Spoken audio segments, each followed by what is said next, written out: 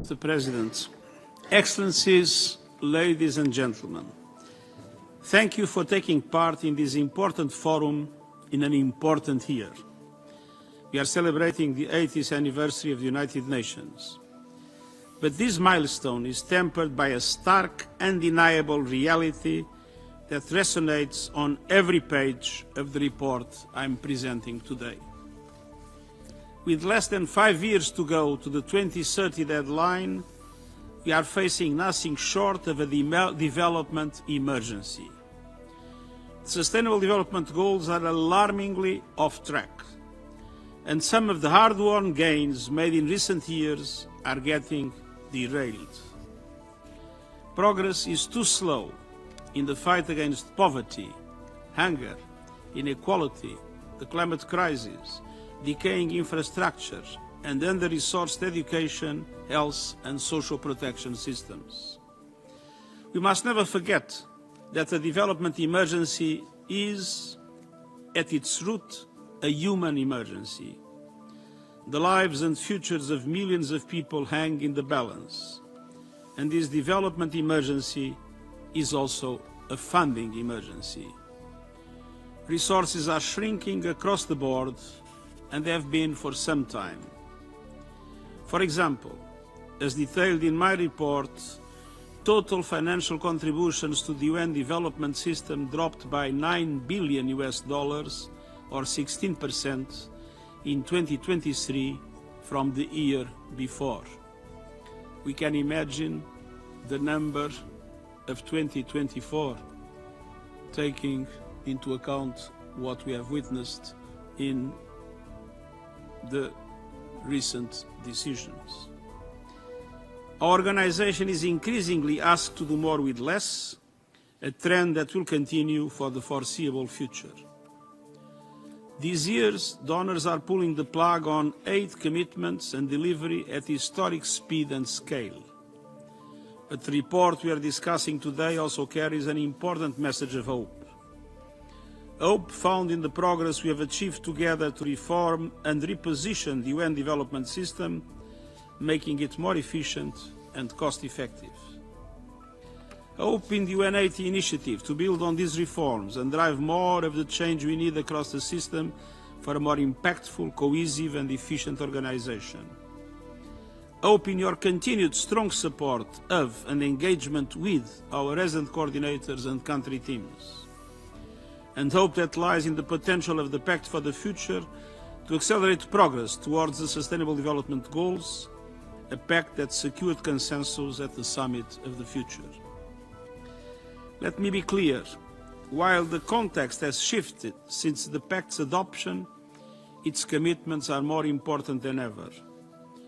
And this includes its bold calls for action on all the elements required to boost progress on sustainable development, including financing for development, the provision of debt relief, and strengthening the international financial architecture. We cannot allow headwinds to blow these commitments off course. We will continue working closely with all Member States and partners to keep our agenda on track, deepen our ongoing transformation, and to do so in the context of the UN 80 initiative to drive progress across the system. And we will ensure we can fully deliver and maximize the benefits of every single mandate of the landmark General Assembly Resolution 72-279 that ushered in these reforms of the UN, development system. Excellencies, in this spirit, and guided by the report and the discussion today, I would like to highlight 4 areas where we are making progress, where more is needed, and our Member States can support this work. First, we must hold fast to our commitment to the Sustainable Development Goals. This is a critical year for development. But across the board, we face a crisis in the means of implementation, from financing to trade, governance and institutional capacity to accelerate progress.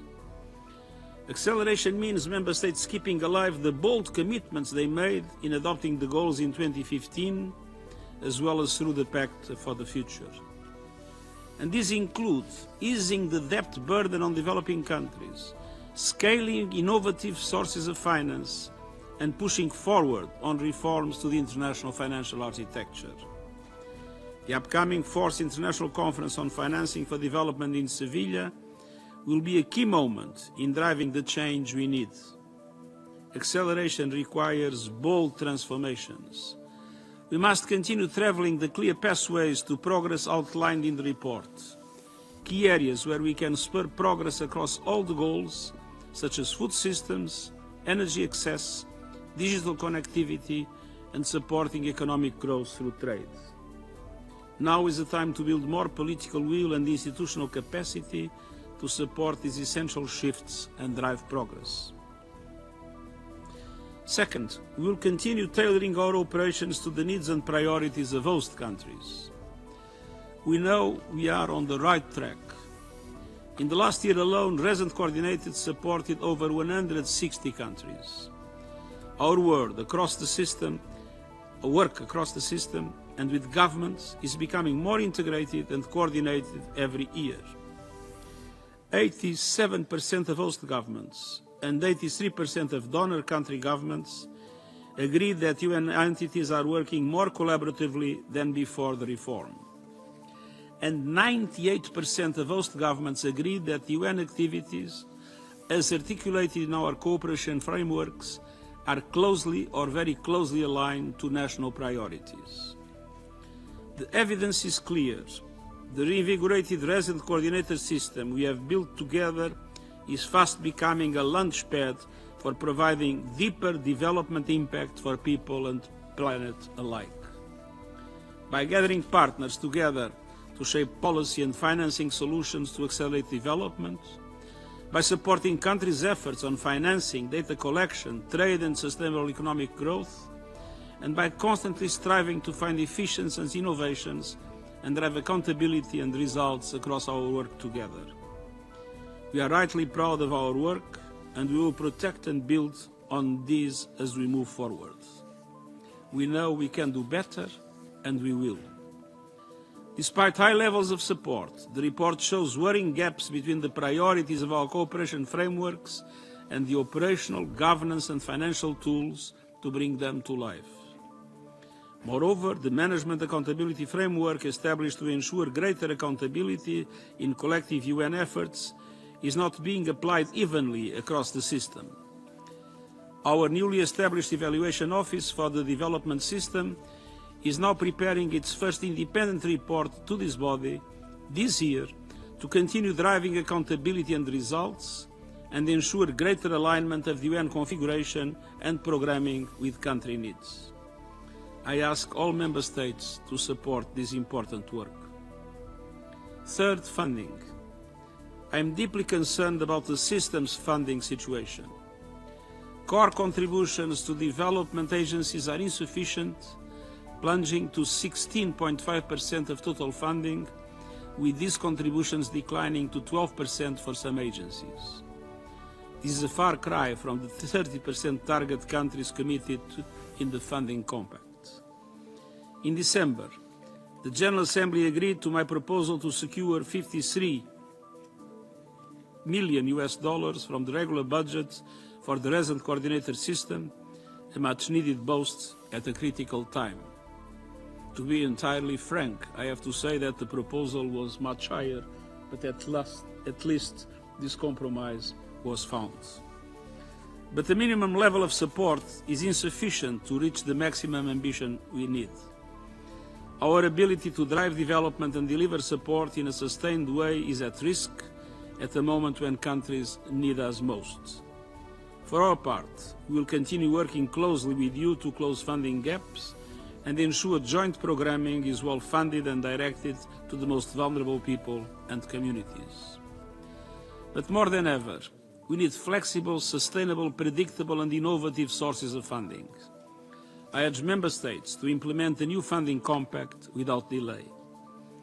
In the current context of shrinking resources, the funding compact becomes even more fundamental, in particular its emphasis on pooled funds that allow for more strategic resource allocation depending on actual needs and priorities on the ground. And fourthly, We will continue pushing for efficiencies that maximize the use of development resources. The report demonstrates that our reforms are getting results, with over 592 million in efficiencies in 2024, which is well above our initial target of 310 million.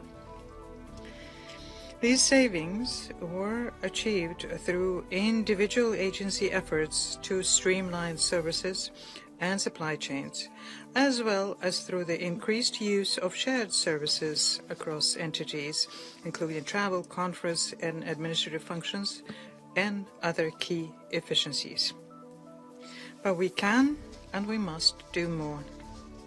From the very beginning of my mandate, we embarked on an ambitious reform agenda to strengthen not only how we work and deliver, but how we leave no stone unturned in finding cost savings and efficiencies.